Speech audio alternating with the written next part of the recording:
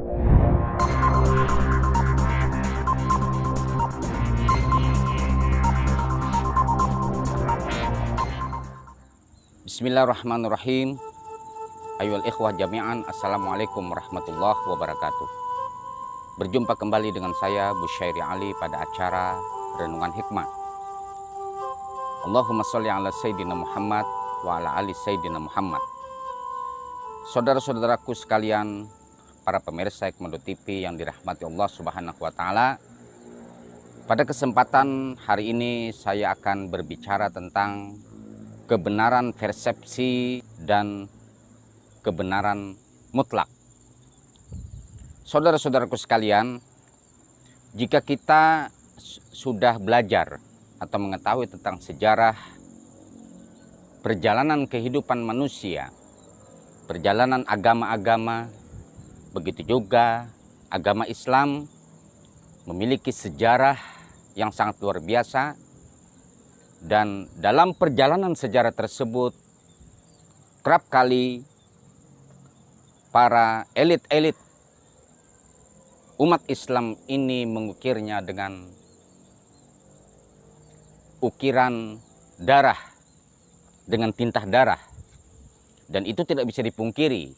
Hal itu suatu fakta, realitas yang terjadi di tengah-tengah kehidupan umat Islam. Bahwa pasca wafatnya Rasulullah SAW banyak terjadi hadis-hadis yang dinisbahkan kepada Nabi SAW untuk menjustifikasi kebenaran tingkah laku para politikus atau para elit-elit raja, bahwa apa yang termaktub disampaikan dalam hadis-hadis yang menisbahkan kepada Rasulullah SAW itu benar. Padahal hal yang tersebut adalah hadis palsu. Hadis yang menggiring opini publik untuk menjatuhkan satu kelompok tertentu dan mendukung satu kelompok tertentu atas nama agama. Saudara-saudaraku sekalian yang dirahmati Allah Subhanahu wa taala, 1400 tahun lebih kita bersama-sama menerima Islam yang sampai kepada kita pada hari ini. Dan tidak dipungkiri ketika kita menerima Islam tersebut, bahwa di dalam dunia Islam terjadi pengelompokan. Ada kelompok-kelompok, ada sekte-sekte, ada madhab. Dan ternyata kita hidup di era di mana kita bukan satu-satunya penafsir atau satu-satunya menerima tafsir dari orang-orang tertentu dan madhab tertentu terhadap kita semua, sehingga dapat dibilang bahwa apa yang kita terima pada hari ini adalah Islam dalam takaran persepsi. Dan akhirnya pun ketika kita menerima Islam dalam takaran persepsi itu, kita pun juga berusaha untuk mempersepsi sebuah kebenaran. Nah, persepsi itu adalah olah pikir manusia, yang ia adalah merupakan kebenaran nisbi, bukan kebenaran mutlak. Sedangkan kebenaran mutlak itu adalah kebenaran wahyu yang datang dari Allah Subhanahu wa taala, yang dimandatkan kepada manusia suci, para nabi, para rasul, orang-orang soleh, para imam, yang mereka ini, misalnya Nabi Muhammad SAW langsung menerima wahyu dari Allah Subhanahu wa taala melalui malaikat Jibril, yang berupa teks-teks yang termaktub di dalam kitab suci yang dinamakan kitab Al-Quranul Karim, yang semua kita tidak meragukan kebenaran isi kitab suci tersebut. Namun ia akan berubah ketika berada di tangan orang-orang yang bukan manusia suci, kemudian membaca teks-teks yang terdapat di dalam Al-Quran tersebut, kemudian menafsirkannya antara satu dengan yang lainnya, antara mufassir satu dengan mufassir yang lainnya, terjadi perbedaan di dalam menginterpretasikan teks-teks suci yang diterima Nabi Muhammad SAW dari Allah Subhanahu wa taala melalui malaikat Jibril tersebut. Nah, sehingga boleh dibilang di zaman kekinian sudah 1000 tahun lebih, 1400 tahun, 14 abad yang silam sampai sekarang ini.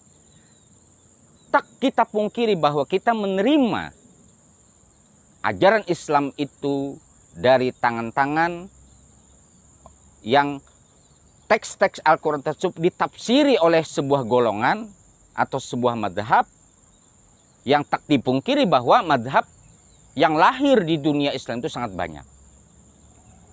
Syiah, Sunni, Mu'tazilah, Khawarid, dan lain-lain, itu sangat banyak sekali. Sehingga kita adalah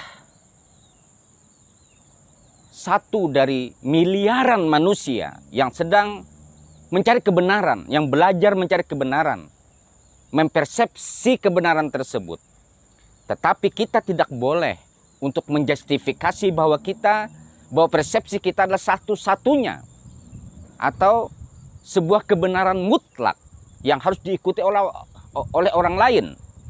Sehingga kita sangat mengapresiasi bahwa sekarang para ulama-ulama besar dari kalangan madhahibul Islam, madhab-madhab Islam, baik dari Sunni maupun Syiah dan yang lain-lainnya, sedang melakukan sebuah takribul madhahib, pendekatan madhab-madhab di dalam Islam, liwahdatul ummah, untuk mempersatukan umat Islam.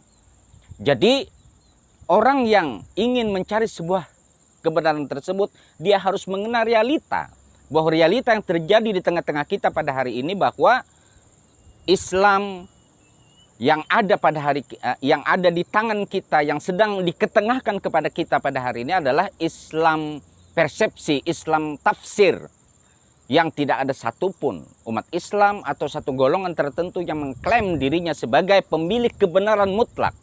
Karena kita sama-sama berada di dalam lautan persepsi, dan kita satu di antara miliaran manusia yang sedang mempersepsi dalam rangka untuk mencari sebuah kebenaran. Namun ketika kita menyadari bahwa kita dalam sebuah persepsi, bahwa kita berada dalam sebuah persepsi, kita dilarang keras untuk menjustifikasi bahwa kita memiliki kebenaran mutlak.